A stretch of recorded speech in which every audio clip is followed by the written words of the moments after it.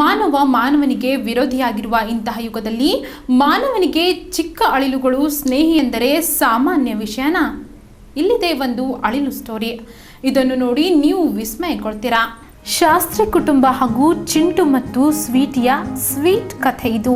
ಇಲ್ಲಿ ಚಿಂಟು ಸ್ವೀಟಿ ಅಂದರೆ ಎರಡು ಚಿಕ್ಕ ಅಳಿಲುಗಳು. ಕಳೆದ 2 ತಿಂಗಳ ಹಿಂದಿನಿಂದ ಚಿಂಟು ಸ್ವೀಟಿ ಶಾಸ್ತ್ರಿ ಕುಟುಂಬದ ಮುದ್ದಿನ ಸದಸ್ಯರಾಗಿದ್ದಾರೆ. ಮನೆಯ ತುಂಬೆಲ್ಲ ಮಕ್ಕಳಂತೆ ಓಡಾಡಿ ಕುಟುಂಬಸ್ಥರಲ್ಲಿ ಸಂತಸ ಮೂಡಿಸಿವೆ.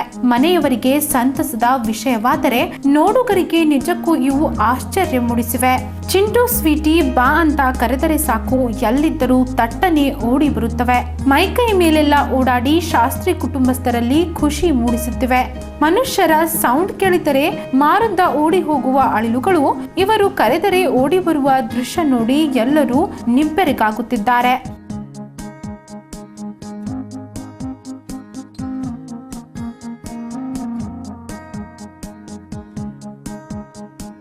ಇವುಗಳಿಗೆ ಹಸಿವಾದರೆ ನೇರವಾಗಿ ಓಡಿ ಬರುವುದು ಶಶಿಕಲಾ ಶಾಸ್ತ್ರಿ ಅವರ ಹತ್ತಿರ. ಬಂದು ಸುತ್ತಮುತ್ತ ಓಡಾಡಲು ಆರಂಭಿಸುತ್ತವೆ. ಶಶಿಕಲಾ ಅವರು ಸಹ ತಮ್ಮ ಮಕ್ಕಳಂತೆ ಇವುಗಳನ್ನು ಪೋಷಿಸುತ್ತಿದ್ದಾರೆ. ಕೈ ಮೇಲೆ ಕೂರಿಸಿಕೊಂಡು ನಿಪ್ಪಲ್ ಸಹಾಯದಿಂದ ಹಾಲು ಕುಡಿಸುತ್ತಾರೆ. ನಿಜಕ್ಕೂ ಅಳಿಲುಗಳು ಶಶಿಕಲಾರನ್ನು ತಾಯಿಯಂತೆ ಭಾವಿಸಿರಬಹುದು.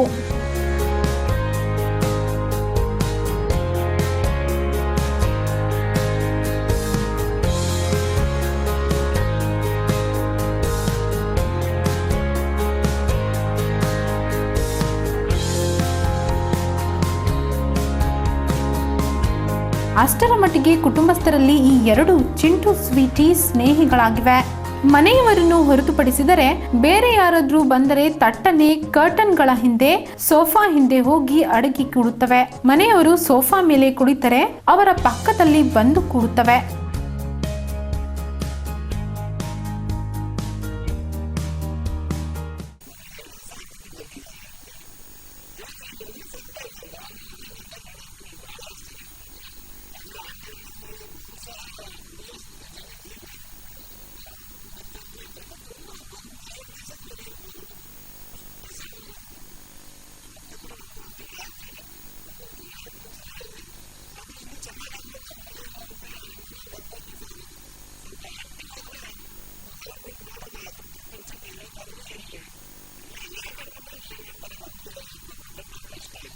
ಕಳೆದ 2 ತಿಂಗಳ ಹಿಂದೆ ಮನೆಯ ಮುಂದಿನ ಗಿಡಗಳಿಂದ ಏನೋ ಬಿದ್ದಿರುವ ಶಬ್ದ ಕೇಳಿ ಬಂತಂತೆ. ಆಗ ಬಂದು ನೋಡಿದಾಗ ಮುಗ್ಧ 2 ಅಳಿಲು ಮರಿಗಳು ಬಿದ್ದಿದ್ವಂತೆ. ಇವುಗಳನ್ನು ಒಳ ಕರೆದುಕೊಂಡು ಹೋದ ಶಶಿಕಲಾ ಅವರು ತಾಯಿ ಪ್ರೀತಿ ತೋರಿದ್ದಾರೆ. ಆಗಿನಿಂದ ಇವು ತಮ್ಮ ಅಳಿಲು ಕುಲವನ್ನು ಮರೆತಂತಿವೆ. ಸದಾ ಮಕ್ಕಳಂತೆ ಇವರನ್ನು ಸುತ್ತುತ್ತಾ ಇರುತ್ತವೆ. ಆಟ ಆಡಲು ಹೊರಗಡೆ ಗಿಡ ಮರಗಳನ್ನು ಸುತ್ತಿದರೂ ಕಡೆಗೂ ಮನೆಗೆ ಬಂದು ಸೇರುತ್ತವೆ ಅಂತಾರೆ ಶಶಿಕಲಾ ಶಾಸ್ತ್ರಿ.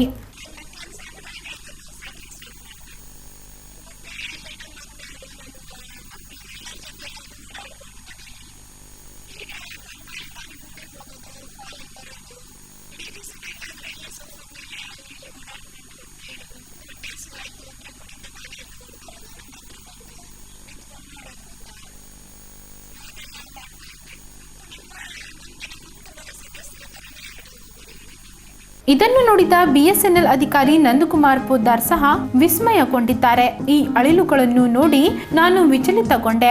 ದ್ವಾಪರ ಯುಗದಲ್ಲಿ ರಾಮಸೀತೆಯೊಂದಿಗೆ ಮಕ್ಕಳ ನಂಟು ಹೊಂದಿದ್ದ ಅಳಿಲುಗಳು ಈಗ ಕಲಿಯುಗದಲ್ಲಿ ಹೀಗೆ ಶಾಸ್ತ್ರಿ ಕುಟುಂಬದ MNA ಶಾಸ್ತ್ರಿ, ಶಶಿಕಲಾ ಶಾಸ್ತ್ರಿ ಅವರೊಂದಿಗೆ ಮಕ್ಕಳ ನಂಟು ಹೊಂದಿದ್ದು ನೋಡಿ ಕನಸೋ ಅಥವಾ ನನಸೋ ಅನ್ನೋ ಭಾವನೆ ಮೂಡುತ್ತಿದೆ ಎಂದು ಆಶ್ಚರ್ಯಪಡುತ್ತಾರೆ.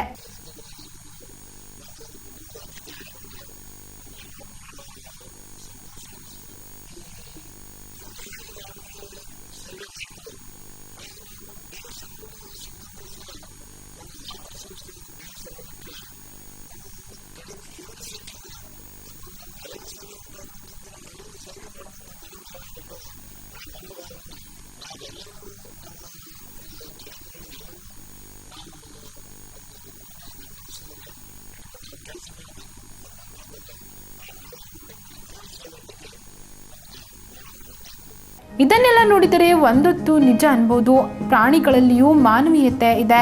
ಮಕ್ಕಳಂತೆ ಕಂಡರೆ ಎಂಥ ಪ್ರಾಣಿಗಳು ಪ್ರೀತಿ ಸ್ನೇಹ ತೋರುತ್ತವೆ. ರಾಜು ಸಲ್ಗರ್, ಇನ್ ಗುಲ್ಬರ್ಗಾ.